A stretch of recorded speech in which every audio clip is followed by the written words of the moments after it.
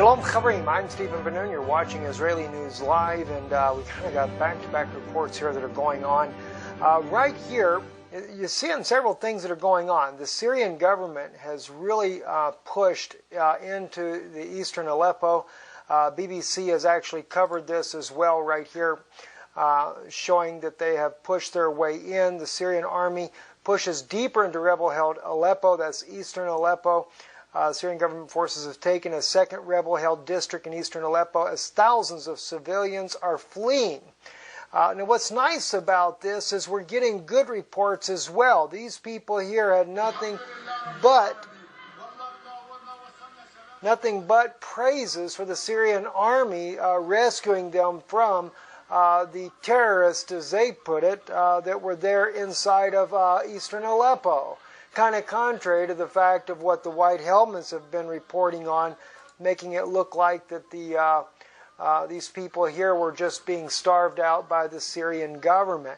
But you know, it's kind of interesting. All this is going on. Thousands of people have been able to flee. I've seen several different things out here showing them getting out of eastern Aleppo and you know, getting into safe areas there. So it's really nice to see that, but at the same time, we have, about 4 days ago, war with Russia, U.S. politicians close to approving a no-fly zone over Syria. This is the House Bill H.R. 5732. I actually seen also Dabu mention this on Twitter. He mentioned about this has actually passed. So I did a little bit of looking.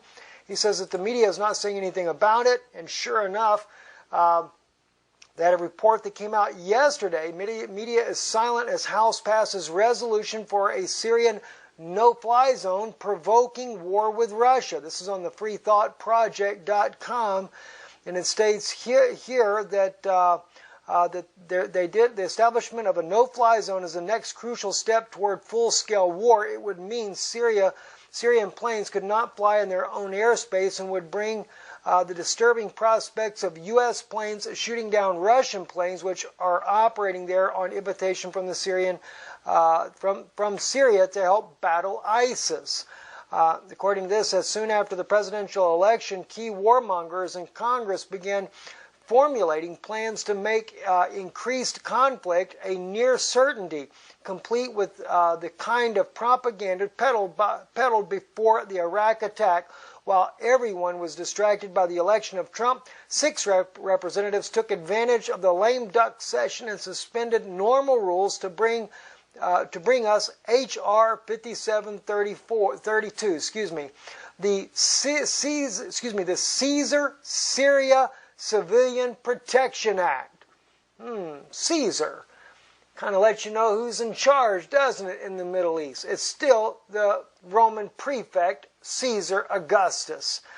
You know, it's just really weird, isn't it? Section 303, Act of 2016 includes Section 303 titled Assessment of Potential Effectiveness and of Requirements for the Establishment of Safe Zones or No-Fly Zone in Syria. And that's exactly what they're doing. So late in the day on November the 15th, 1 week after the U.S. elections, the lame duck Congress convened in special session with the normal rules suspended so the House could pass House Resolution 5732, the Caesar Syrian Civil Protection Act, calling for intensifying the already harsh sanctions on Syria, assessing the imposing of a no-fly zone in Syria to prevent the Syrian government from flying, and escalating efforts to press criminal charges against Syrian officials. Now the question is, though, this was passed back here on November 15th. We are now at November 27th, and we still have not seen a no-fly zone take effect. In fact, there was one report today that Russia shot down a drone that was interfering with its navigational equipment. They shot a drone down today over Syria. And of course, I'm showing you the Syrian people have been escaping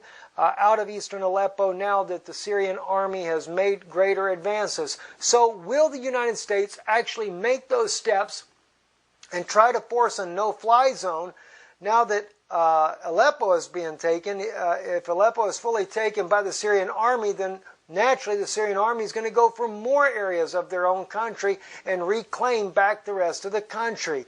This could definitely cause major problems for the U.S. government, because Obama has been bent on getting rid of President Bashar al-Assad. You have to understand, they got a major agenda going on in the Middle East, and it's got a lot to do with Jerusalem being an international city of its own and being ran not by the Israeli authorities, but rather by the Pope of Rome. We're still working on that special report, by the way, just to show you what I'm talking about here. We have many, many pages here that we've been working on here, putting this report together for you. It is going to blow you away what we have prepared here for you. In fact, right now we're up to 27 pages in this report. I don't want to just throw it out there. I really got to bring this out for you so you can see exactly what we're seeing and what we think is actually coming from a biblical perspective, no less. It is definitely that the Pope of Rome is going to bring you another Jesus. He is going to bring you another Messiah. And even though he is an antichrist himself, he is going to introduce to you a false Messiah. And that is still yet to come. Something that I have had on the back burner for a while because of the apocalypse of Thomas, the things that are said there. But some very interesting things that I can't wait to share with you. You might get a better understanding of why he has been speaking so much about baptizing aliens, in fact. I think something very strange is coming up, to say the least. Let me share something else here with you guys here that I think is very important here. According to the date on this, it was November the 14th when this was stated here. This lady here sent a private message on Facebook. She is part of the tribe. I believe that's the Sioux Indians there in North Dakota.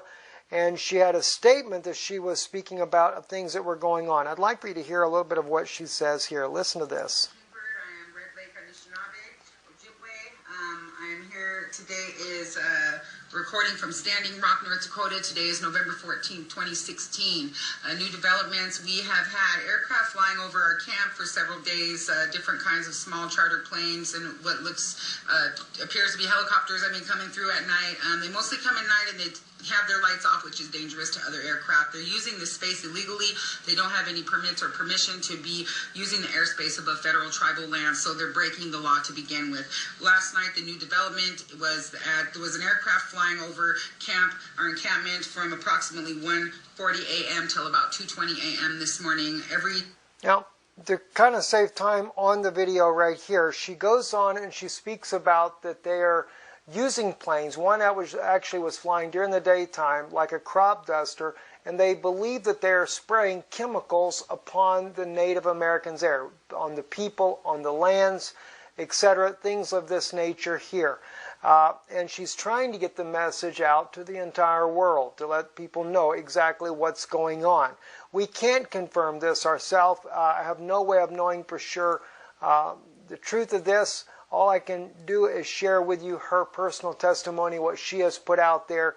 And I felt at least that we should at least acknowledge what she's seeing there. That's interesting.